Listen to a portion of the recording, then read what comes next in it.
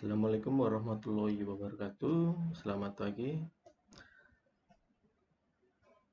Untuk pertemuan kedua mata kuliah kalkulus ini, kita akan mencoba mempelajari tentang apa itu sistem bilangan real.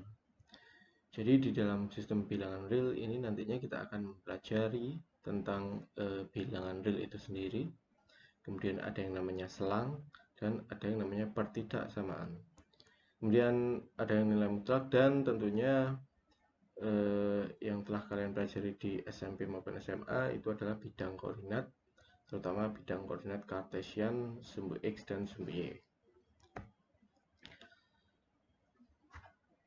Untuk klasifikasi bilangan real sendiri itu dibagi beberapa menjadi bilangan atau jenis bilangan itu ada sekitar 4 ya.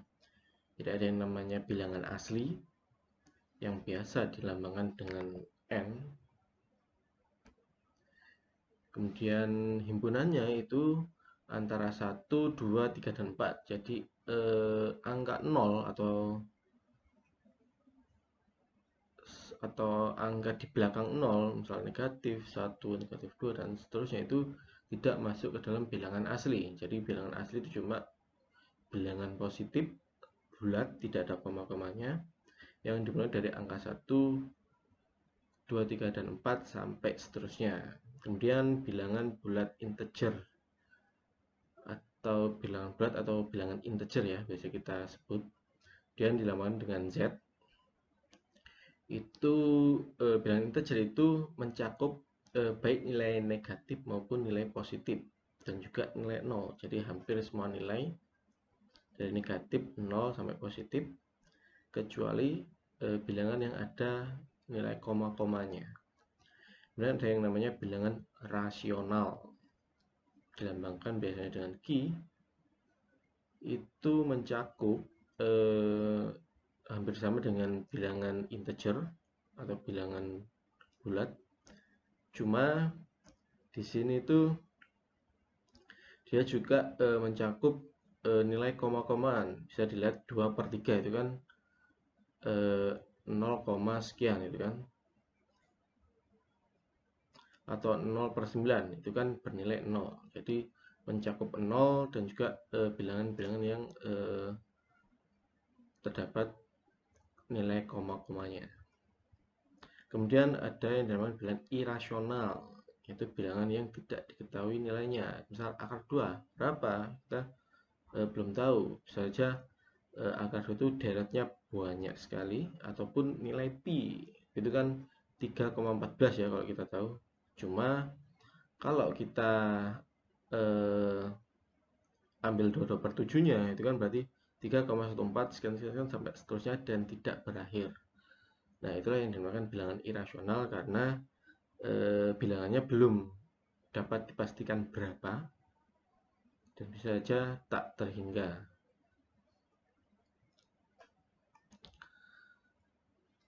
Sebuah bilangan irasional itu termasuk bilangan real yang tidak bisa ditulis menggunakan penulisan yang sederhana. Irasional berarti tidak rasional. Seperti contoh seperti ini, 1,5 itu bisa didapat dari 3/2. Kan cuma 1,5, tidak ada lanjutannya. Beda lagi dengan pi 3,1459 dan seterusnya. Karena tidak punya rasio itu kan misal 3/2. Kalau ini kan tidak diketahui rasionya berapa, maka dinamakanlah bilangan irasional karena termasuk yang tidak bisa selesai atau tidak kita ketahui nilai rasionya.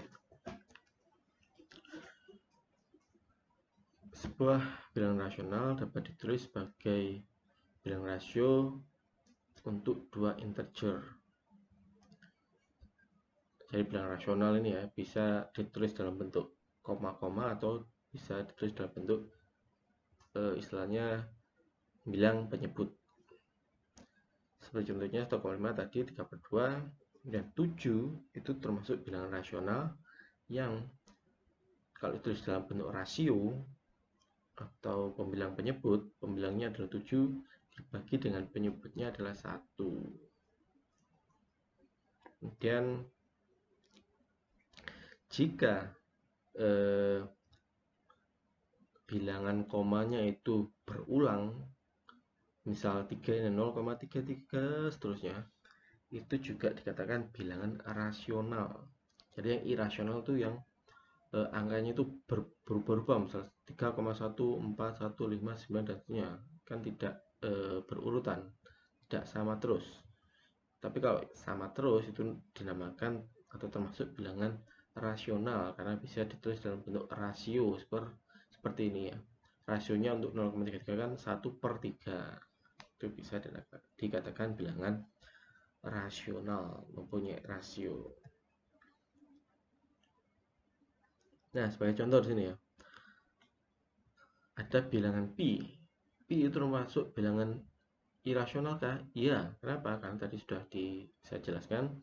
Karena nilai di belakang komanya itu tidak ada yang sama atau selalu berubah-ubah. Untuk 5/3 apakah bilangan irasional? Tidak, karena angka di belakang komanya itu selalu sama semua, 6, 6, 6, 6, 6, 6 gitu ya. Dan 3/4 apakah bilangan irasional?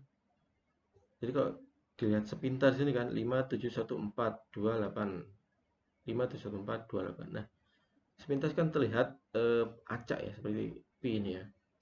Namun ternyata kalau kita ambil beberapa baris angka, misal ini ya, sampai 8 ini ya, 5, 7, 4, 2, 8, ternyata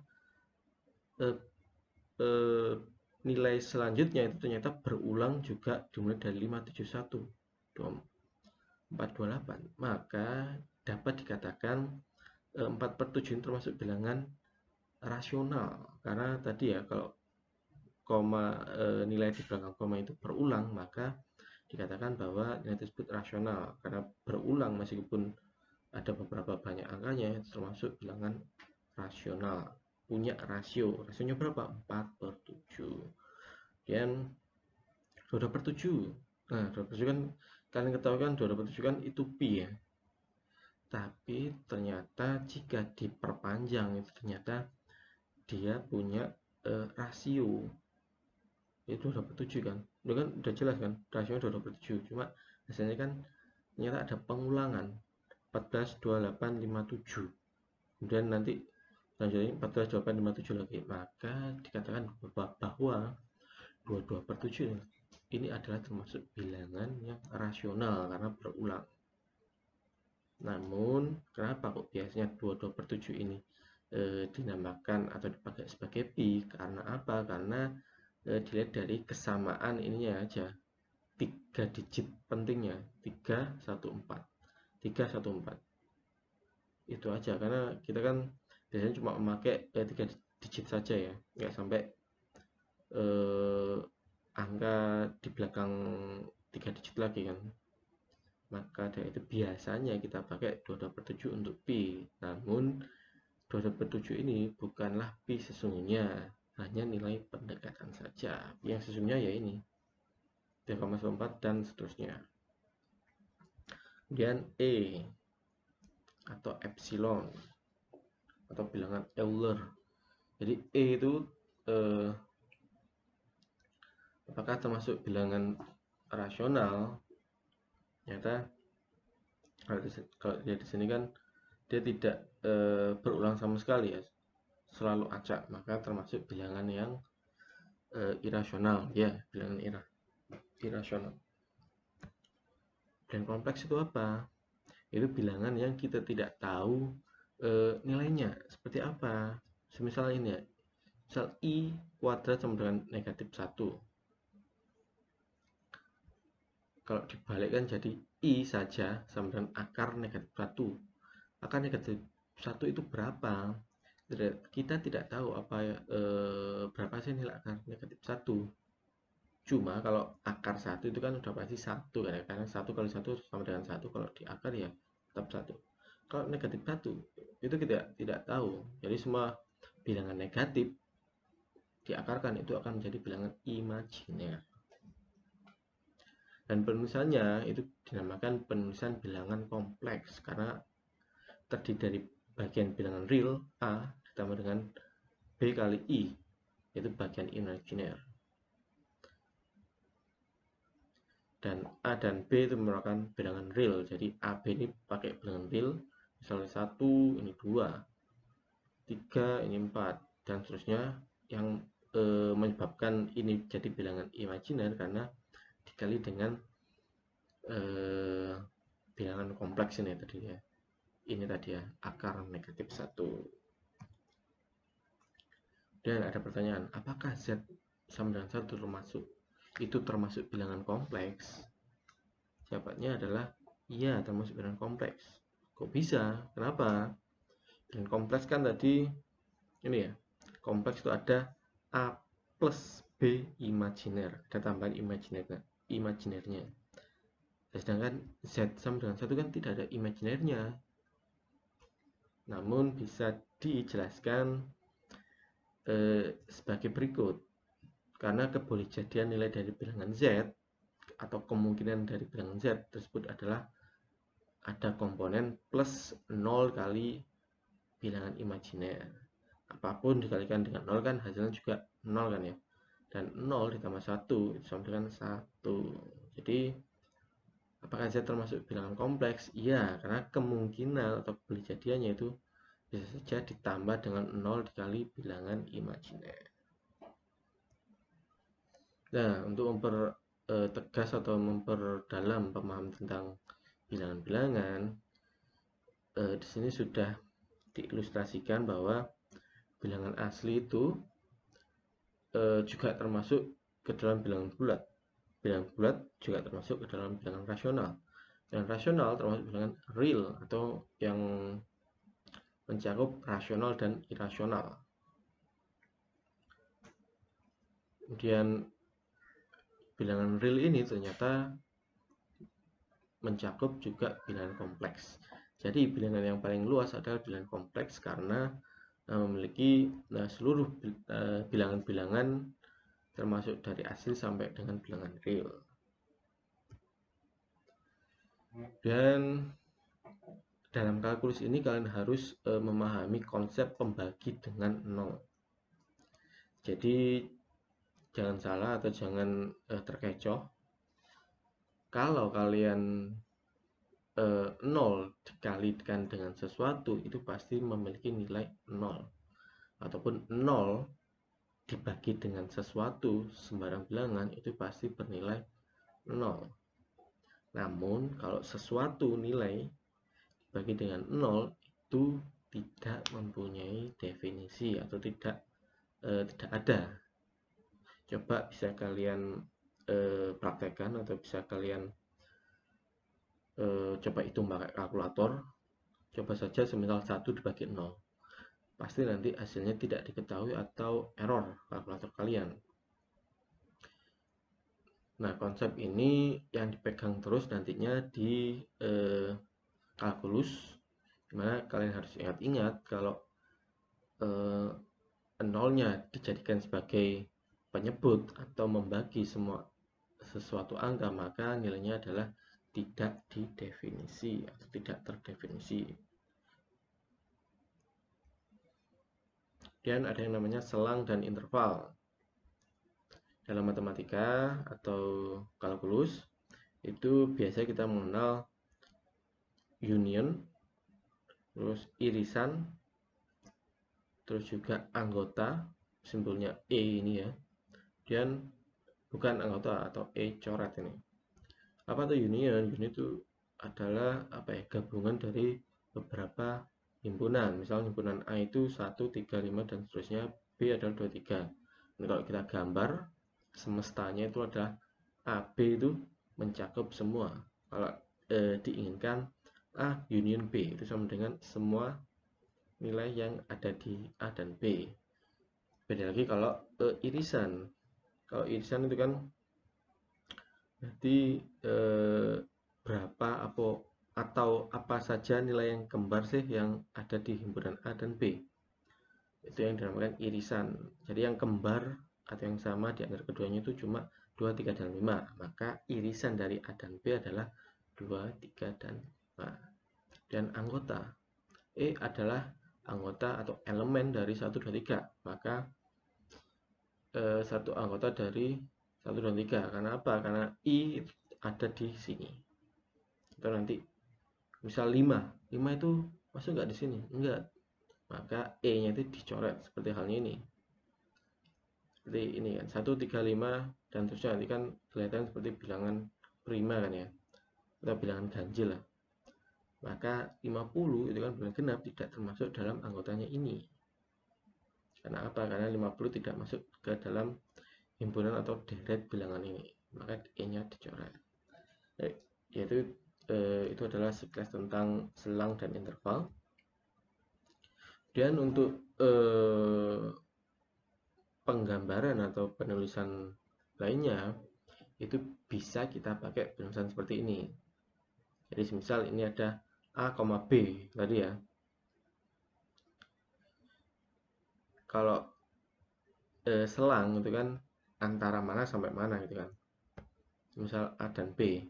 Kalau kurung kotak itu sama aja dengan A kurang lebih sama dengan X. X itu nilai-nilainya kurang dari sama dengan B. Maka A juga termasuk dari himpunan antara A dan B atau selang A dan B. Beda lagi kalau kurungnya kurung bulat. Kalau kurung bulat itu nilai A itu tidak termasuk dalam selang antara A dan B, atau X-nya itu tidak mencakup nilai A, maka tidak ada sama dengan. Ini kalau dicampur atau kotak dan bulat dicampur dengan catatan seperti ini ya. Di depan A dikasih kurung kotak dan di belakang B dikasih kurung bulat, maka notasi himpunannya itu A kurang dari sama dengan X kurang dari B. Berarti yang B tidak ada sama dengannya, sedangkan A ada sama dengannya.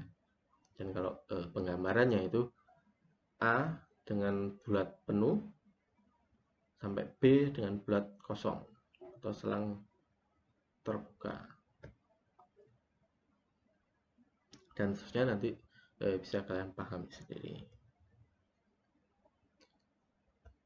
Kemudian ini contoh yang lainnya. Tadi kan kalau kita pakai bulat penuh sama bulat kosong, sekarang kita kan pakai langsung ke tanda kurungnya.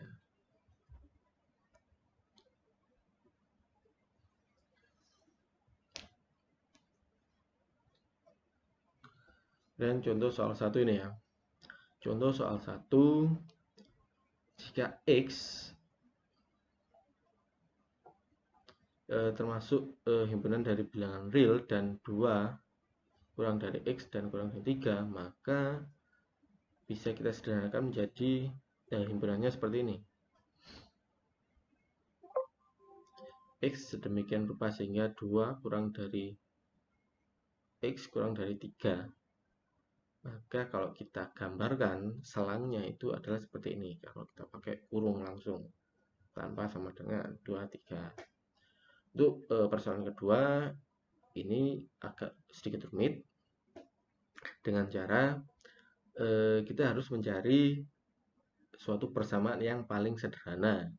Jadi kan di sini kan masih terdapat 2X ya. X di sini dan X di sini. Caranya kita harus menghilangkan nilai X ini ya. Salah satunya dengan cara kita memindah ruaskan. Yang ini kalau di sini itu yang 7 ini dipindah ruaskan ke kanan dulu. Jadi plus 7 dikurangi 2, maka hasilnya 5. Kemudian setelah itu X-nya di sini dipindah ke depan. Jadi min 4X ditambah 2X sehingga menghasilkan 2X kurang dari 5. Karena X-nya tinggal 1, tinggal kita pindah saja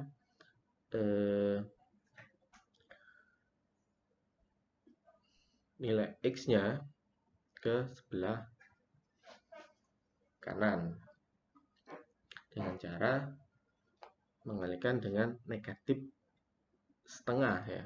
Jadi diingat kalau negatif di sini dipindah, khususnya dalam perkalian ya, negatifnya dipindah, itu kalian harus juga mengubah arah dari ininya,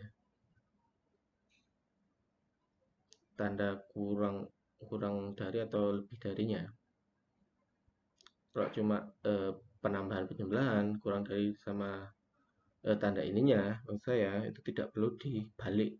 Tapi kalau di sini ada negatif dan ingin memindah ke kanan atau dikalikan dengan negatif juga, maka tanda negatifnya juga berubah, harus dibalik. Maka didapat nilai akhir berupa X lebih besar dari negatif 5/2. Ini kan dipindah ke bawah dengan catatan ininya juga diputar atau dibalik, dari kurang dari lebih dari. Maka didapatkan gambaran rentangnya itu dari X min 5/2 itu kan ada di sini, lebih besar, jadi nilainya positif. Nah, tanpa ada tambahan kurung karena cuma ada satu saja ya selangnya. Kalau ini kan ada dua, ini sampai sini, maka ada selangnya sini sampai sini saja. Dan lagi kalau ini kan cuma ada satu, maka selangnya cuma ada di sini saja. Kemudian berikut adalah contoh soal yang lain. Coba kalian selesaikan biar lebih paham. Nanti tetap sama, dimasukkan pada atau hasil tugas kalian dikumpulkan pada Firlenda. Nanti cukup bisa difoto saja, ataupun kalau di-scan juga boleh. Kalau dikiranya untuk scan mahal kan ya, biasanya bayar kan ya, cukup kalian foto saja biar lebih jelas saja. Pokoknya maksudnya pokoknya hasil fotonya jelas dan bisa dibaca ya. Kemudian saya jelaskan dulu tentang salah satu permasalahan pertidaksamaan ya. Jadi sini kan ada contoh soal X kuadrat min X kurang dari 6. Maka kalau kita ubah ke cara yang tadi, itu kan kita harus memisahkan nilai-nilai X-nya. Jadi jangan sampai ada nilai X kuadrat di sini. Jadi kita dapatkan permisalan di sini atau persamaan, pertidaksamaan angka ini didapat hasil akhir adalah X min 3 kurung X plus 2 kurung. Maka dapat kita analogikan selangnya itu antara X sama dengan 3 dan X sama dengan min 2. Maka kita set dulu, kita tentukan dulu titiknya di min 2 dan plus 3. Tapi ini belum berakhir. Karena apa? Karena kita tidak tahu. X di sini kan masih perkiraan, belum sama dengan. Ini kan persamaan tidak pertidaksamaan ya. Bukan persamaan ini, bukan sama dengan. Maka kita harus melakukan langkah selanjutnya, yaitu langkah dengan menggunakan tabel kebenaran. Dengan cara apa? Kita masukkan buat tabel dulu ya. Tabel pertama, tabel dengan X min 3 dan X plus 2. Dan tabel ketiga itu X min 3 dikali dengan X plus 2. Jadi ada 3 kolom, X min 3 dan X plus 2, dan perkalian X min 3 dikali dengan X plus 2. Dan test pointnya itu apa? Itu adalah titik uji kita, titik yang kita tentukan. Jadi tadi kan kita punya min 2 dan 3 hasil dari ini dan ini ya. Dan kita tentukan titik ujinya. Yang pertama adalah kita tentukan atau kita pakai angka yang lebih kecil dari min 2. Itu adalah min 3 ya. Min 3 itu tandanya apa? Tandanya min. Tulis ya di sini. Enggak, ini masukkan ke persamaan ini ya. Min 3 dikurangi min 3 adalah negatif 6. Tandanya apa? Tandanya apa? Tandanya negatif. Kita ambil tandanya aja. Kemudian masukkan juga min 3 ke ini X. Jadi min 3 plus 2 kan negatif 1 hasilnya. maka kita ambil tandanya aja negatif. Untuk mendapatkan hasil ini dan ini itu cukup kita kalikan negatif kali negatif, itu kan kita tahu pasti hasilnya adalah positif. Jadi yang kita ambil cuma tandanya aja, tanda positif atau negatifnya. Makanya sudah dapat kita baris pertama ini. Dan titik uji yang kedua itu adalah titik uji di tengah-tengah antara min 2 dan 3. Bisa saja kalian ambil negatif 1 ataupun 1, 2. Tapi kalau sini kita amannya bisa kita pakai 0 saja biar mudah menghitungnya. Kita masukkan 0 ke X. 0 min 3 adalah negatif 3.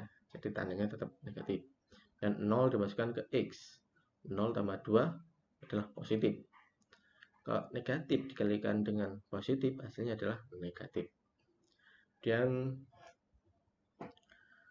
titik uji yang ketiga adalah titik uji yang lebih besar daripada 3. Bisa 4 atau 5. Kalau sini dia pakai 5, maka tinggal dimasukkan lagi.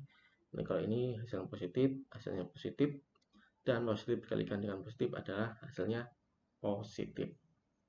Terus fungsinya apa positif, negatif, positif ini? Itu nanti menentukan arah atau bentuk tanda kurungnya atau selangnya. Apakah sama dengan ataupun kurang dari saja.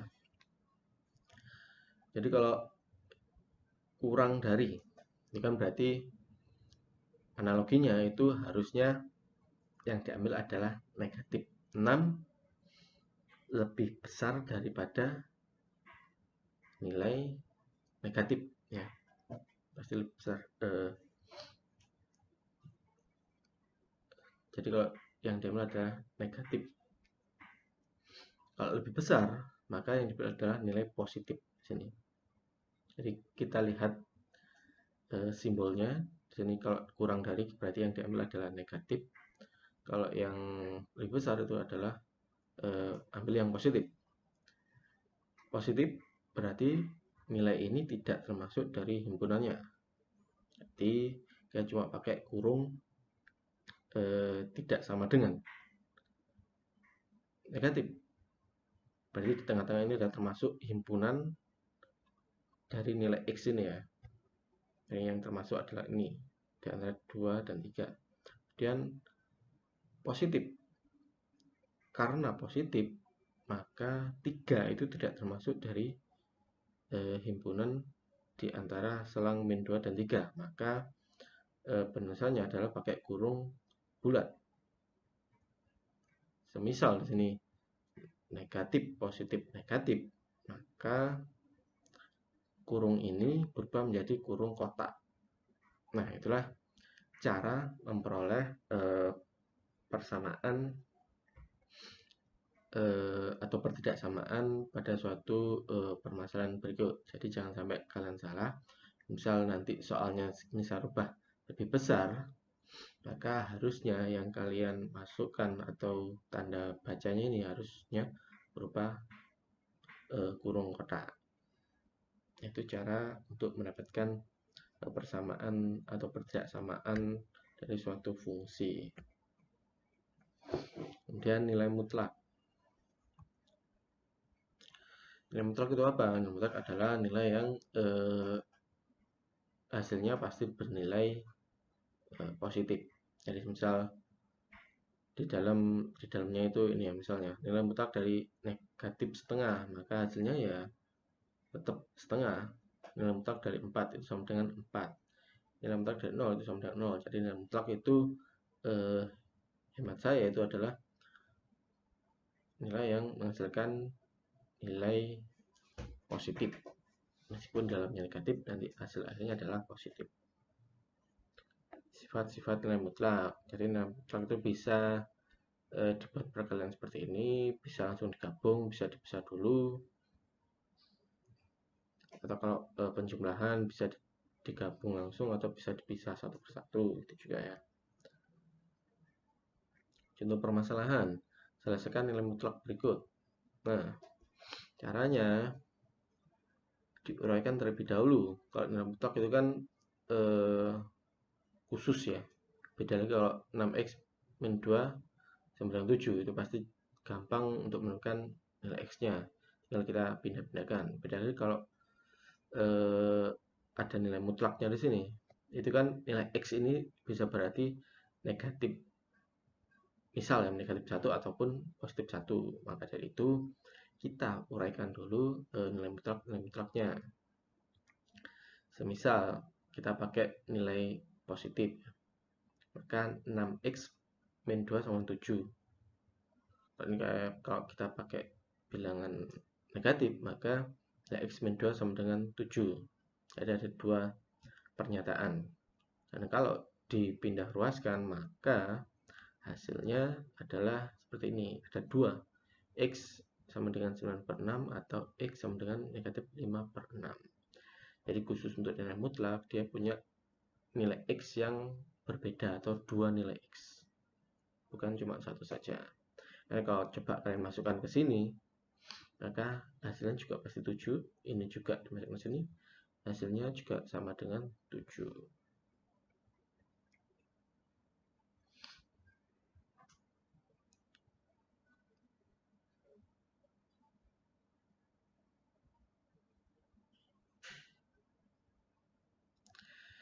Dan untuk perjelasan pada nilai absolut juga cukup rumit atau juga harus mengikuti kaidah-kaidah matematisnya. Dan untuk contoh soal ini nanti bisa kalian selesaikan di rumah. Jadi salah satu PR-nya nanti kan tadi sudah ada satu soal, ini juga satu soal. Dan kita masuk ke bidang koordinat. Jadi perlu kalian tahu juga, kalian juga harus memahami konsep-konsep bidang koordinat. Jadi pada intinya yang perlu kalian pahami adalah penulisan bidang koordinat yang umum itu adalah seperti ini. Jadi sumbu vertikal itu y, sumbu horizontal itu x, dan dengan titik asalnya adalah titik 0 di tengah-tengah ini. Biasanya dinamakan koordinat kartesian atau koordinat siku-siku. Terus penulisannya itu misalnya titik K, misalnya adalah P, Q.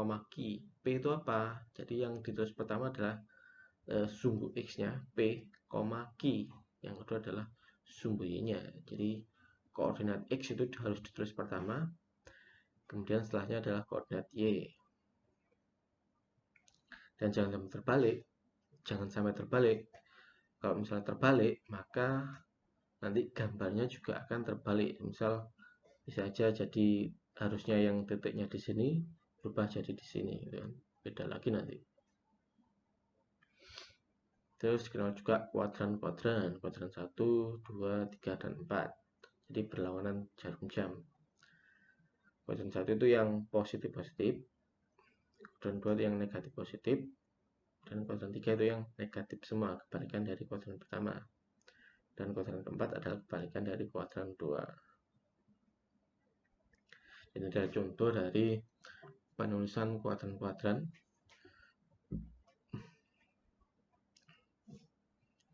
Kuadran K itu kalau misalnya dibuat negatif semua, hasilnya ada di M sini. Kalau kuadran kalau titik L dibalik penulisannya, maka jadi seperti ini. Jadi jangan sampai salah penulisan.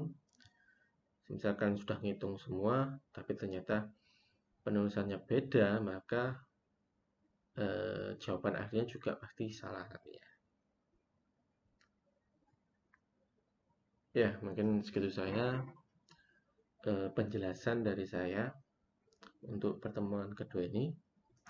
Nanti pertemuan selanjutnya untuk hari Kamis kan ya. Mungkin masih dalam bentuk video dulu, karena nanti hari Kamis kita fokus ke zoomnya itu ke fisika saja. Jadi nanti minggu berikutnya lagi kita akan membahas tentang kalkulusnya. Jadi sekian materi kali ini, semoga bermanfaat. Assalamualaikum warahmatullahi wabarakatuh.